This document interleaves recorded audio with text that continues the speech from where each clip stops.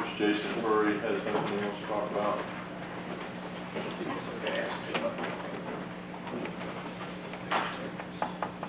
Mr. President, Council, nothing specific, just a brief update on what's going on and keep you informed. And if you have any questions for me, then that'd be wonderful. But as you know, Friday we had a lot of storm damage come through. We got our fair share in the parks as well. So Heritage Park, John Hale Park, Azalea, Harold Heights, the pool, all have extensive tree damage, windscreen, that sort of thing. So our guys are handling it. We had to hire out a tree contractor as well to help us get some of the hanging limbs and the bigger trees. So just we're working on it. It'll give us a few more days, and we'll get those parks cleaned up and ready back to the public. Some recent projects that we've completed, we have, Ms. Joanne will be thrilled to know that we're making our way on the FERDAP grants. We're making progress, but we have completed the playground renovations on those FERDAP projects at Azalea and Baker. So you'll see some upgrades there to those playgrounds. We at Douglas Park, I know Douglas Park is not a city park, but it is in the city limits, and we did, wanted to mention the health department had given us $50,000 for a minority health grant there at that park. And so we finished those projects as well, a pavilion and a new swing and some musical instruments there. So just thank you to Carrie Waldron and the health department. And just I guess one more project we're working on is some trees that we thought we were going to lose a big oak tree at Baker Park in Mr. Campbell's district over there, but the tree arborist thinks that we can save it. We're going to prune it up, get some of the weight off, and try to save it. It's a big live oak. I know there's probably some ordinances on what we can take down and that sort of thing, but looks like we can save it. So anyway, if you see some guys pruning, cutting down some trees, don't get scared. We're trying to save that tree. If you hear anything from your neighbors. So. Upcoming projects, we do have $200,000 that we'll be receiving. Keep our fingers crossed when the governor signs the budget in July. We'll know more, but it looks promising. That'll be at Heritage Park. Of course, we have the $1 million grant through the county that they wrote on behalf of the city for some improvements at John Hale Park, also the Douglas Center and the park in Brantford. But with John Hale Park, then we can address the bathroom issue over there. I know we're losing rentals right now because the kitchen and the bathrooms aren't there. The CRA trailer's working good, but it's still not the same property as it was or facility as it was. So hopefully in July, when the governor signs those, becomes official, the state agencies will start passing some information down on when and how we can spend that money, but can't do it yet. I put a summer flyer on the dais up there for you guys to look at, kicking off summer programs, swim lessons, and summer camp and those sort of things. So just some information for you to have there for your constituents. Was going to mention too, we'll be hosting district and state baseball tournaments this summer at the sports complex. And so we'll have quite a few teams from surrounding areas here, 20, 30 teams on those weekends in June and July. I was just going to mention too, we have an RFQ out through the county right now, but it'll also affect the city.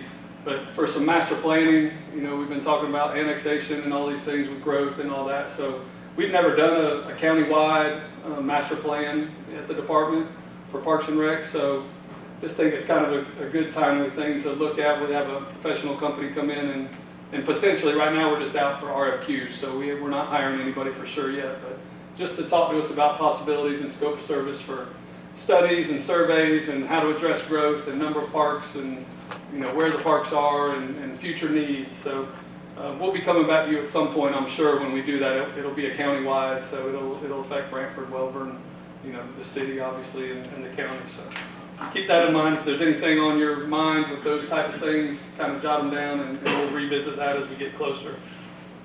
And make sure we're growing as we need to. Some special events. You know, a couple weeks ago we had the USA weightlifting. I don't know if you saw the article in the paper or drove by the Coliseum, but 400 weightlifters from across the country. Coach Marcy and the high school team did a great job hosting that. They had weightlifters from age 8 to 78, and very cool event. A lot of potential future Olympians that were at that event trying to qualify for the Olympics. So just bicycle safari, 400 bicyclists were up here for the week in Live Oak and riding throughout the county. Freedom Fest that the mayor mentioned, we're working with the committee on planning for that. So Just to let you know, the special events are important to the community, and it's not necessarily, some of them are held in the city. It might not be a city event, and residents from all over the county are coming into the city for these, but it does affect you guys in our park system. Mention also, Mr. Sessions, that DOT is called, and they want to host a rural summit for FDOT this summer. So we'll be hosting it at the Coliseum and the fairgrounds there. I'm sure the county and the city will be invited and involved with DOT on that. They're looking at sometime in August, so just kind of be on the lookout for that as well. It'll be a rural transportation summit. Some of our county meetings, they keep looking to Suwannee County and the city as the model for, DOT projects. So kudos to our area for that.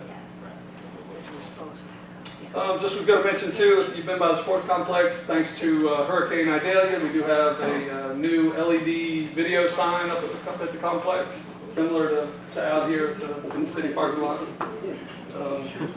It works, yes, it's brand new. It survived the wind on Friday, so we're doing good. But just wanted to thank publicly First Federal Bank as well, because they contributed an additional $10,000 that the hurricane insurance check did not cover. So their name's on that part, the First Federal Bank Sportsplex, and just thank them for helping us get that sign back up as well.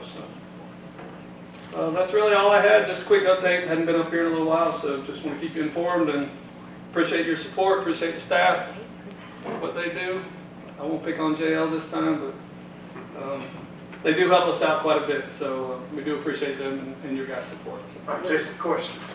Yes, sir. You mentioned something about music. Some musical instruments in the playground. Okay. Like a little drum set and a xylophone and that sort of thing. Okay.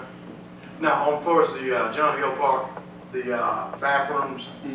Now, is construction continuing or has ceased? So yeah, that was on hold. We put an RFP out for proposals, and they came back higher than the budget we had. And of course, then we found out we got the grant from the county. So we're on hold until we get that money released, and then we will probably have a little bit better project than what we were going to be able to afford to do with the money that we did have. So you're all just expanding the bathrooms, or doing something to the kitchen, or? Definitely that, and potentially could expand the footprint of the actual center. It could increase, we could renovate the other end where the Veterans Office is located now. We'll stretch the $1 million as far as we can. Okay. Good. Thank you. Thank you. One quick one. Can we do something about the bicycles when we start having those people with bicycles? Can we do a bicycle route? What would it take to have in the city you have a area where they can ride their bikes down off of Goldfish Boulevard? And I don't know if we have the right of way, the room for something like that or not. I don't know. I know we had some incidents, but. Well, they've been coming for 40 years. But I'm getting older and I can't see. And there's a lot more traffic here now. Yeah, lots more traffic, yeah. It would be great as we plan and growth in the future and that sort of thing to include the bicycle Even that summit, like conversation. for, with the DOT summit, that might be something that could be discussed, and maybe actually doubling up some of these lanes where we can double them up, to move more traffic. Thank you, that's all. Thank you. Mr. Sessions? The next thing is we need to develop a committee to pick an audit company. We're at the point in time now that we have to go out to bid for a new audit company. There's different ways if somebody wants to volunteer to be on the committee to pick the audit company, or you can appoint somebody to choose an audit company when we put out the bids. If you want to pick me, I'll make the decision, but we need to figure that out tonight because it's coming pretty soon that we have to go ahead and put out for bid for audit companies. And that's a change in the laws, that's why we have to do it. We have to do it, yeah. So now, you need to pick a committee. The committee will consist of? Any of y'all sitting up here and or me? No, Larry, you cannot be on it. I can't be on it? You cannot be on I it. heard You I can could. guide them, How but you many? cannot be on the committee. Can we get him to find maybe financial experts? Well, we'll put out the You know- bids through our No, to find the people to put on the board, like they have certain Well- qualifications that would be good to, You're the ones that make the decision on what we choose. So it doesn't have to be all of you, it can be some of you. We just need somebody on a committee that can look at all the bids that come back and pick a company that will audit the city. just one person. No. It's gotta be a board. How many members? I'm volunteering to be on your committee, Ms. Joanne. I'll be on your committee. Can I? But How many members you on that? I didn't Well, Mr. Chairman, understand talk what you were about it. saying. What's that? Go ahead. Okay, That's- Joanne, finance director again. I did give everybody handouts and put them in their boxes. I probably emailed you too. No employees, and that's why not you. Yes, it can be people that are from another community. It can be people from this community. It can be the council members. It doesn't have to be, like if there's a council member that's willing to be on the committee and continue to serve, even if they're up for reelection and don't get reelected, they can still serve on that committee. I would suggest, and the legislature, they suggest a few members, not too many members to cause more confusion. So 3 to 5 is a good number of committee members. And the council can also appoint an employee, can appoint an employee to help the committee, to kind of organize them or guide them. But they can't have a vote in the review of the bid results. And that's what the committee, they're going to decide what basis the selection is going to be based on. And I gave examples, from other RFPs. I had gone out and gotten some, and our old one. And so the council picks how it will be rated, and then they also pick who will be on the committee and who they would like to guide. They also pick a chairperson. If there's only one council member on the committee, that is automatically the chairperson.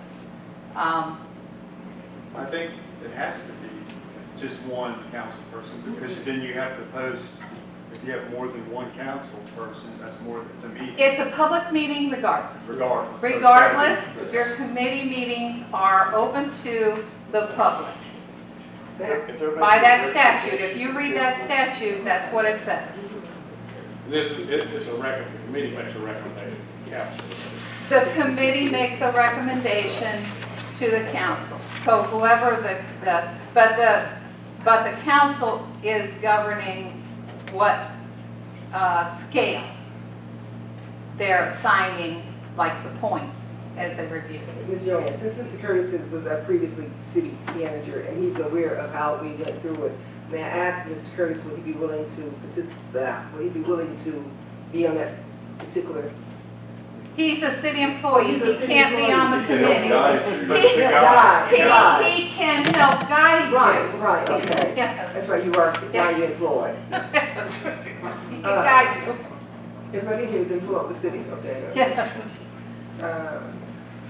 Could you- And you're right, some cities do reach out to other financial experts from surrounding areas, but you gotta know you're gonna have scheduling, challenges for your committee, and that's why you wanna keep it relatively small and be able to make sure your committee is gonna be able to meet. Mrs. Hedge, Mrs. Hedge.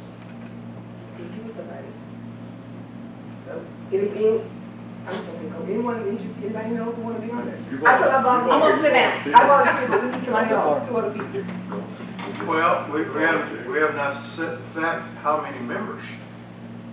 Like you said, 3 or 5, it'd probably be best if you had an odd number. Yeah, I understand that, but that's always, but we have, If all y'all want to be on it, that's fine, or Rich, you want to? If somebody has a preference, make a motion as to the number of members on the committee. That'll be, Mr. Jefferson is absolutely correct. You gotta know that They will first, pass. then you can go, That we determine how many names. I make a motion that we have 5 members up on the TL3. I make a motion we have 3 members on the audit committee. Do we have a motion for 3? Okay, we have a second. Any further discussion? No. All in favor? It was- Aye. Opposed? The motion carries. Mr. Level. We have 1 volunteer so far. We need 2 more. Now, do we have a date when we need to have these folks in place? How long before we have to send those bids out? We need to get our RFP together.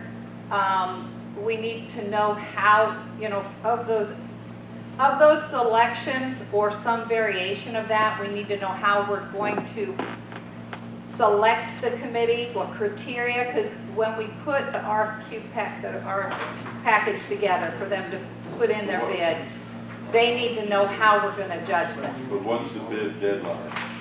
That's what we need.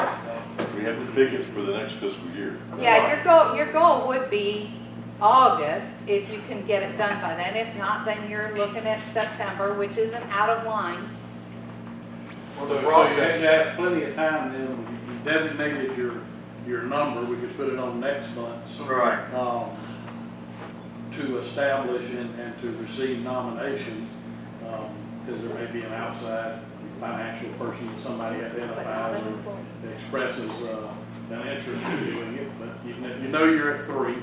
And Ms. Joanne, if we pick the committee, and I can get with you on whatever we need to draft as far as a simple policy or something, between now and the next meeting, then we can take the nominations and appoint 3. That work within your That's fine. timeframe? That's fine. Okay. So the date is the month of August, what date? Do you know what date?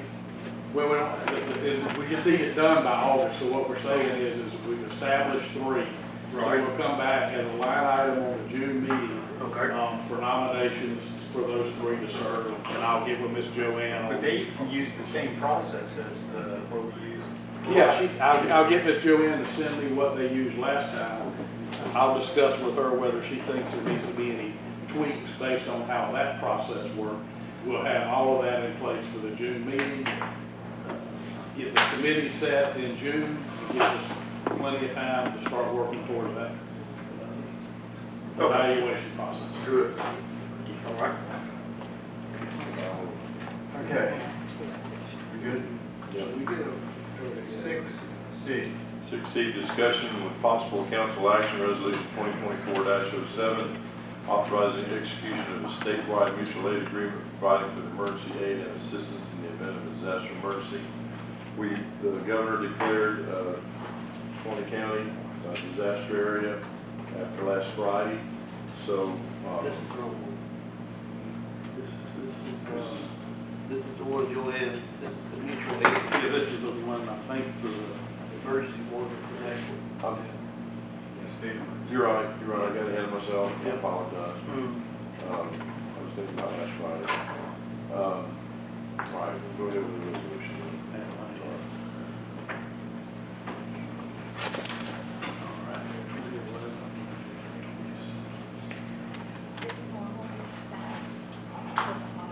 somehow attached.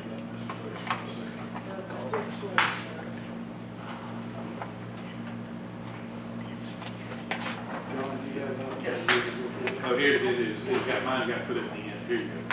City Council Resolution Number 2024-07, a resolution of the City Council of the City of Library, Florida, authorizing the execution of a statewide mutual aid agreement providing for emergency aid and assistance in the event of a disaster or emergency, providing for severability, providing for conflicts, and providing effective date. This agreement's more of a county-wide type. They come in and their office assists us, we assist them, and that way we can all overlap. Offer motion to approve and the execution of resolution 2024-07. Second. Motion and a second. Any further discussion? All in favor? Aye. Opposed? Resolution 2024-07 passes. I apologize for the mistake earlier, what I was getting at is 2024-11. We have a state of emergency that's been announced by the governor, And we need to go along with that, no matter how long this state of emergency is listed for, just in case there is some benefit to the city for declaring an emergency. All right, City Council Resolution number 2024-11, a resolution of the City Council of the City of Live Oak, Florida, declaring a local state of emergency, authorizing and directing the mayor to take whatever prudent actions as may be necessary to protect the health, safety, and welfare of the residents of the City of Live Oak, Florida, waiving procedures and formalities during the period of such emergency pursuant to this declaration, appointing the city manager as authorized agent for the city, and authorizing repairs to public and private roads to ensure safe travel for the citizens of the city and providing an effective date. Motion to approve resolution 2024-11. We have a motion, Second. and we have a second. Any further discussion? All in favor? Aye. Opposed? And the motion carries. Okay, item E, or, yeah, Just go ahead and let the attorney read item E. City Council Resolution number 2024-08, a resolution of the City Council of the City of Live Oak, Florida, declaring certain personal property owned by the city to be either surplus to its needs and sold at a publicly noticed sale, or determined to be obsolete, non-serviceable, or beyond economic repair, and appropriately discarded, providing for the authorization to remove such surplus property when sold or disposed of from the fixed assets of the city, and providing for an effective date. Same offer motion for approval of resolution 2024-08. we have a motion and a second. Any discussion? Yes. Now, we do this annually when we get rid of surplus equipment? We do when we have enough to To, Okay, so we still pass a resolution. Once we get enough. Okay, all right. Any further comment? All in favor? Aye. Opposed? The motion carries. City Council Resolution number 2024-09, a resolution of the City Council of the City of Live Oak, Florida, authorizing the execution of an interlocal agreement with John Durrett, State Attorney of the 3rd Judicial Circuit, providing for municipal ordinance prosecution services for the city, providing for conflict, and providing for an effective date. Offer motion approval of resolution 2024-09.